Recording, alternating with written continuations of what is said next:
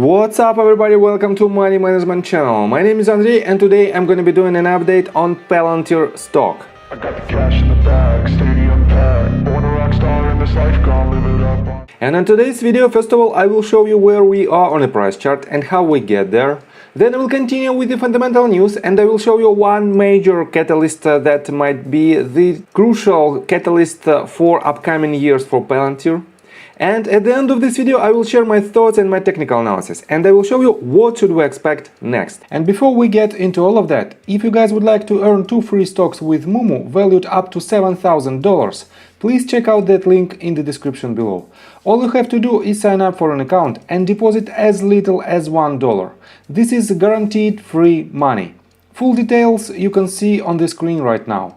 So let's start with the price chart. I made my previous video right here, somewhere at this point, and I've told you that Palantir had a very good movement to the upside for more than 26%, but at that moment it moved sideways, and I've told you that from the investor standpoint that is a very attractive asset, but from the swing trader position we were in the middle of nowhere, and I've told you that we have to hover for quite some time in these ranges, and this range was very tight. Let me show you that it had not more than 5% from its lowest point to its highest one. And right now, as you can see, we have this type of broadening channel. And this channel shows the interest. It has a rising volatility, as you can see, and definitely we should break some of these support or resistances. And in my opinion, we might see the trend continuation. Basically, we might see the next leg to the upside. And in my technical analysis, I will show you what should we expect from this asset in details. And for now, let me show you the information that might be the crucial catalyst for this asset for upcoming years. Let me show you these stats. It is a total general government expenditure on public order and safety in 2020. It is the percentage of GDP. And as you can see, it is the data for European Union. And on average, all of the countries has about 1.83% of its GDP that they spent on safety. And let me show you this article. We are on breakingdefense.com, and this article was published on March 22nd, and it says 7 European nations have increased defense budgets in 1 month. Who will be next? And the subtitle is Germany, Belgium, Romania, Italy, Poland, Norway and Sweden have all pledged to increase defense spending since Russia's invasion of Ukraine. And let me quote you these details. 6 NATO members have now pledged defense increases of $133 billion so far. Military neutral Sweden has also pledged an increase, and more nations seem poised to follow suit in the days and weeks to come. And the first company was Germany, and Chancellor Olaf Scholz announced that his government would ramp up its defense spending in 2022 alone by 100 billion euros. It is $112 billion, taking defense spending from 1.53% of GDP to above 2%.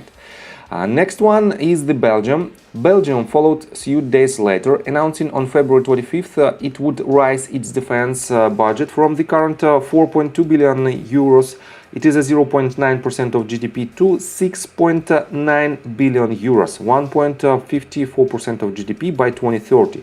But on March 16th, Prime Minister Alexander De Croo told parliamentarians this was not enough, indicating more may come. Romania announced on March 1st it will ramp up its defense budget from 2.02% to 2.5% of GDP starting in 2023. The 2022 defense budget of $5.8 billion is already 14% higher than 2021. And next one was Poland and Italy, and Norway was exactly at the same pace.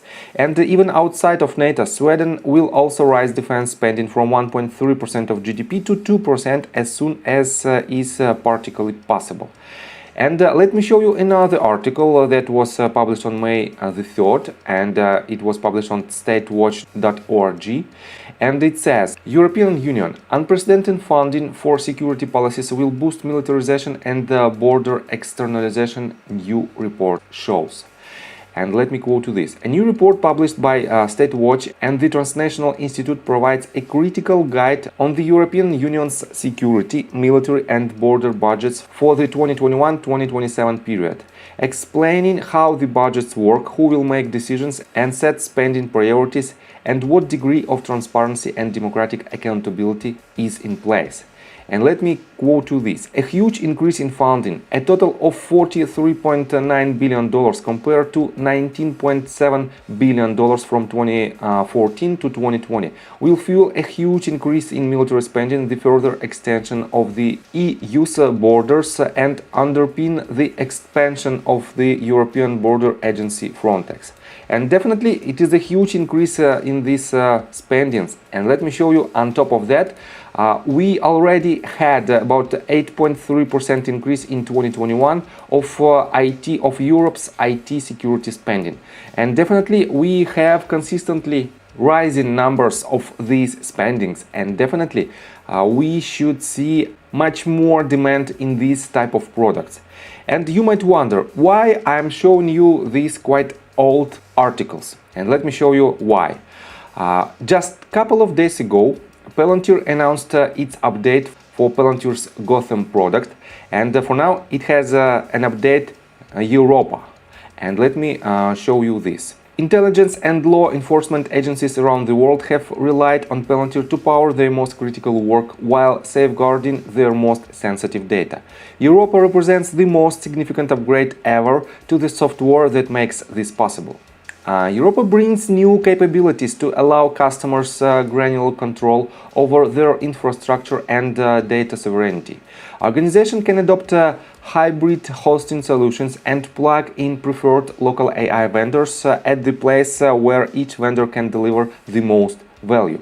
And we have some comments from European officials, and let me quote you this. The functionality in Palantir's Europa release has changed how my organization fights crime.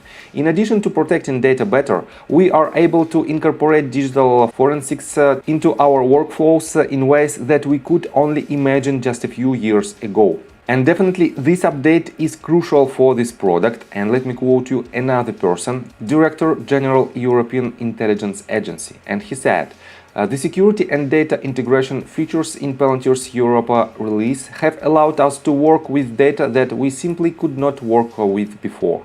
This work has become some of our most important and operationally relevant work in the world today, and it would not be happening without Palantir. And definitely Palantir for now is 100% ready for these massive spendings, this massive increase in the budgets, and definitely I think with this update, Palantir becomes even more attractive for intelligence agencies of Europe, and definitely it will increase Palantir's fundamentals. That's why, in my opinion, for the long-term perspective, Palantir becomes even more lucrative company. And let's continue with the technical analysis, but before we dive deep right here, please subscribe to my channel, hit notification bell and hit the like button. This helps me a lot. So guys, from the investor standpoint, this asset is still very attractive. We have the ranges for now, we have about $8 price for this asset, and in general it is a very attractive price. If you want to invest in this company and you've already done your own due diligence, just accumulate on every daily red candle. But from the swing traders standpoint, we also might benefit from this price action, and if I make these two lines a bit longer, we clearly see the support and resistances. And if you want to benefit from it, you have two possibilities. First of all, you can long this asset, and in this case you can accumulate right here at the lower border of this channel, and your stop loss should be slightly below this range, and your potential profits might be from your accumulation point to its highest border of about 12%. Otherwise, you can accumulate your short position at the highest border right here, but it is much more risky right now, because in my opinion we should break this upper resistance in a matter of next couple of sessions. But still, you can accumulate your short position right here, and in this case your potential profits might be up to 12 to 13% as well, and the downside potential you should have of about 2 to 3%. Definitely decent risk to reward ratio on both sides, and this is how you can handle this movement. So I think from the technical standpoint that's it for now. If you like my video, please hit the like button and subscribe to my channel with notification bell, and see you guys and girls next time. Bye! I got the cash in the bag, stadium packed.